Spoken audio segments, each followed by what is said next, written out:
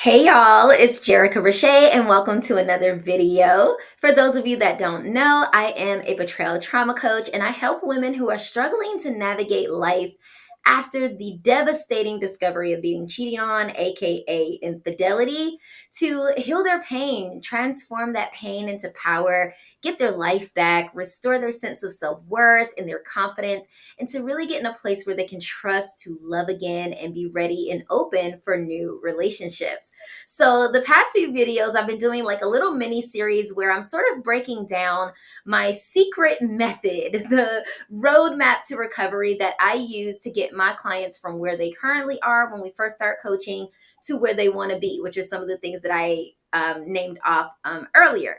So the mini series covers my 5 phases of healing. And in today's video, we are continuing that, picking up with phase 4, which is the integration phase. So let's just go ahead and jump into this. I do recommend that you watch the first 3 phases first, just to give you context, because I do mention some of the content in those videos in the future videos, if that makes sense. So definitely look at the previous videos first. I tried to make them very short, under 20 minutes for each one. So the fourth phase of my 5 phases of healing is the integration phase. And this phase is all about integrating the newfound awareness and the lessons that the client or you would be learning as a result of going through the previous phase, the acceptance phase. Okay. So it's all about integrating those lessons and that wisdom into your everyday life and making things practical. So, whereas with the acceptance phase or the third phase, it's more internal. You're really soaking in a lot, you're learning a lot about yourself in that phase. With phase 4, integration, it's a little bit more external. We're taking those things and we're applying them. We're trying them out and seeing how they fit in our world. And we're figuring out, where we might need to make tweaks here and there, or what's working for us, what isn't working for us, right? Because if we're going to be preparing ourselves for better relationships, even if they aren't romantic relationships, just better relationships in general, this is going to be really important. And we need to figure out what works for us and what doesn't. So there are 2 main things that we'll be discussing that basically encapsulates the essence of the integration phase. And that is, first, intellectualizing versus gaining experience or wisdom. And then number 2, self-exploration and external application, which I sort of touched on a second ago. So let's jump into it, y'all. We trying to keep it under 20 minutes, right? Okay, so intellectualizing versus gained experience. Okay, so y'all, the difference between intellectualizing something that you learn versus gaining wisdom and experience because of the practical application and integrating what you've learned are 2 different things, y'all. Essentially, you can't learn to ride a bike in a seminar, right? It gets to a point in your journey where you have to experiment and test out and really just get out there and try some things so that you can actually figure out, oh, okay, this is how you actually take what you've learned as far as the intellect, the book sense. You've read about it, you've listened to the modules, you've heard the podcast, all the things, but actually seeing how that fits into your world and how that fits into the real world. So on the screen, I've just got some reminders of that, right? We can read all the self-help books in the world, right? How to succeed in life, how to organize your life, how to feng shui your life, how to change your life. Like, we have all of the how-tos, right? That's the intellectualizing. It's the knowing part, right? You're gaining that understanding. But you do have to get to the point, like I mentioned in the last phase, understanding leading to acceptance. It gets to a point where you have to take what you've learned and you got to get out there and you have to apply it. Okay. You have to see what works for you. So, for example, one of the things that I teach my clients to do is how to set boundaries. And that sounds great theoretically, right? We can write it out, we can talk about it, but until you actually start enforcing your boundaries, you start speaking and letting your friends and family, your partners, to know what your boundaries are. That's different. Seeing how they respond to them. Seeing if, okay, am I a little bit too porous with the boundary, or maybe is the boundary too rigid? Those are things that you just don't know without trial and error, without testing it out, right? So that's why I've got the picture of this little girl here, this cute little girl, and she's experimenting because that's essentially what we're doing in the integration phase. So, experience. Y'all know I love etymology, had to throw that in there. Experience means observation as the source of knowledge, okay? Observing something as your source of knowledge, okay? Actual observation. And I underlined the act part of the word actual, right? So it can't be an actual observation if you are not acting on a thing, right? An event which has affected one, or an event that has affected someone. We also have this definition: practical knowledge, skill, or practice derived from direct observation. Okay, direct meaning you're involved, you're getting your hands dirty, you're the one that's doing it, you're not just watching somebody else do it, right? This is a hands on situation here. So, have you ever found yourself in a situation where, because you've read the self-help books, maybe you have attended some seminars or workshops, or maybe you've gone on a retreat, and you get to a point where you feel like you know the things you need to do, right? You know the right thing to do, but you really struggle with actually making it happen. You know, and when you have experienced betrayal trauma, infidelity, you've been cheated on, when you're in that recovery phase, that can be a thing. Like, you can have all of the rationalization, you can have all of the facts and all of the reasons why you don't need to be talking to that ex, why you don't need to be picking up their phone calls, why you don't need to do the booty call, okay? Like, you don't need to go back around and see if maybe something could be different, right? Like, and you have all the evidence, you have all of the knowledge that is telling you all the facts that says I should not do this, but then you still struggle with getting your emotions and your heart on board with what your mind knows, right? And so, yeah, intellectualizing and rationalizing is one thing, but wisdom and experience is something else. And one thing I've learned coaching on relationship and emotional things is that when it comes to the matters of the heart, you can't ration. You cannot reason the matters of the heart. Okay. And so that's why I have the picture of the heart and the brain on here, because this is where a lot of my clients find themselves torn. And I believe that they find themselves torn here because they're missing the integration phase. All right. So let's keep this thing going. Self exploration and external application. Okay. So a part of the integration phase is all about getting acquainted with this new you, right? So all the work that you did from phase 3, from the acceptance phase, and even some of the work that you do in the integration phase, phase 4, you're going to learn so much about yourself. You're exploring yourself. You're learning what you like, what you don't like. You're dating yourself again.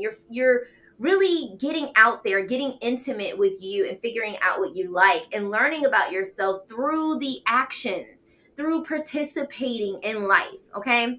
You're not going to learn about yourself reading through a book. There's no book out there, I don't care how much you resonate with it. There is no book out there that is going to be able to show you. Okay, the only way that you will develop self-awareness is through self-exploration. Exploring is an action. That means that there are things that you have to actually get out there and do to figure out who you are. Does that make sense?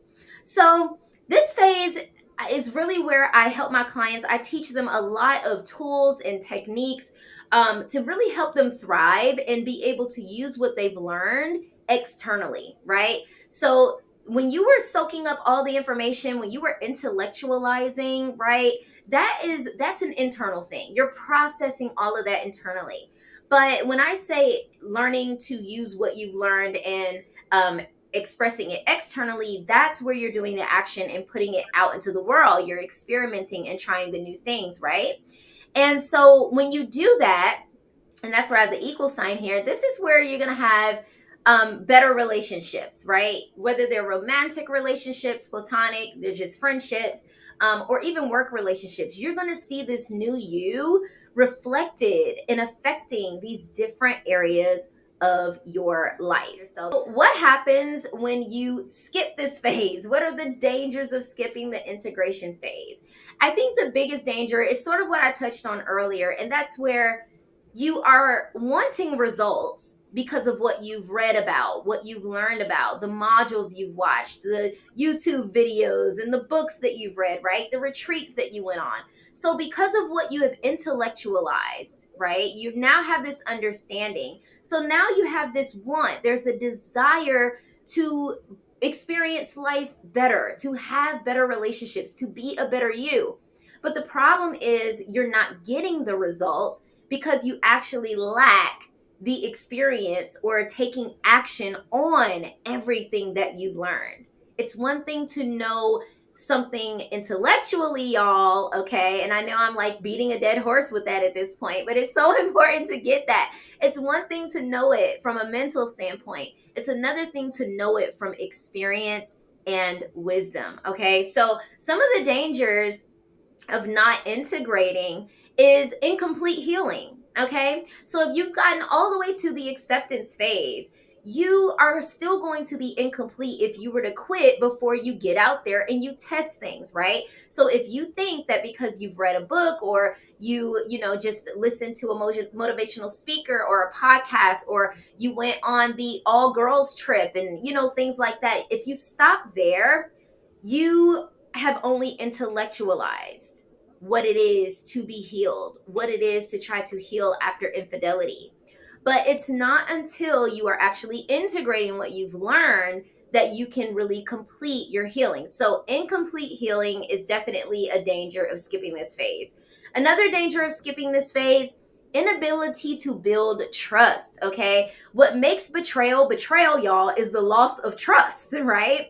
So, one of the things that we have to work on in order to heal from betrayal trauma is rebuilding trust, okay? If you skip the integration phase, you miss out on rebuilding this trust. Because essentially, what is trust? Trust is the belief that something is reliable or dependable for you. And how do you build that type of muscle? How do you gain a belief? Well, it's through your actions, it's through thoughts that you keep thinking, right? So if you're going to be able to trust yourself again, and your judgment and picking the right partners, let alone the partners themselves, it's going to be through the actions you take. So you're going to have to show up for yourself, as well as expecting your partners to show up and do what they agreed to do in order to build and establish trust. So if you don't integrate, meaning you don't get out there and explore and experiment to see what works for you, you're missing out on that opportunity to build trust, okay? You're not going to build trust intellectualizing. You're going to build trust through actions, right? All right. And so then the third danger of skipping this phase is disconnection with the heart and mind. And that's what I touched on a few slides ago with the brain and the heart connected together. That will continue to be an issue because again, your mind is going to be able to rationalize things. You're going to know things from a mental standpoint, but then you're going to find yourself frustrated when you can't figure out why you can't do the things that you know you should be doing. And I think that what we have to realize is that the heart requires tangible evidence. If you want to get your heart on board, you want to get your emotions on board with what your mind knows to be good for you, then you're going to have to show your heart through actions. You're going to have to give it that evidence so that you both have your heart and mind in alignment and they're on the same page. I hope that makes sense. So basically, y'all, the danger of skipping this phase is stunted growth. You stunt your growth. And if you remember back in the first phase, the recognition phase, the first video of this series, I gave y'all the metaphor of a garden, right? So we stunt our growth when we skip this phase. And of course, I have a quote to share with y'all. This is another quote by Dr. Gabor Mate. It says, much of what we call personality is not a fixed set of traits, but a system of reactions and responses that change according to conditions, especially emotional conditions. So, what Dr. Mate is saying here is that much of who we think we are, which we call our personality, is not set in stone. Who we are actually changes in response to the conditions that we are in. So this ties all the way back to the recognition phase where I was stressing the importance of considering the environment that you are healing in, okay? And this quote, I think, is a beautiful reminder and really good proof that our environment matters, okay? So we are not subject to a fixed set of traits, as the quote says here. But our traits, our personality, who we are, can actually change and does change in response to the conditions that we're in. So whenever we have traumatic situations happen to us, whether we realize it or not, it does alter us. It changes us. And because it's traumatic, it's probably not changing us in the best ways.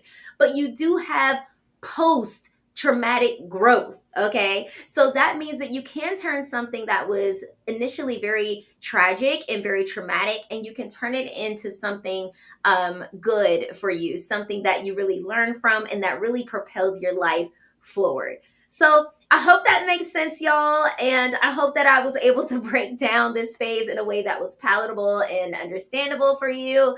I will definitely put some links or some information in the description box. If you would like to work with me, if you would like to learn more about my process and what I do, there will be information down there. Definitely follow me on the socials. I'm most active on my Instagram channel. You can find me at my Instagram handle, which is at Miss Jerry B. That is at MSJERIB. So please don't forget to like, share, and subscribe. And I will see you guys in the next video. Bye.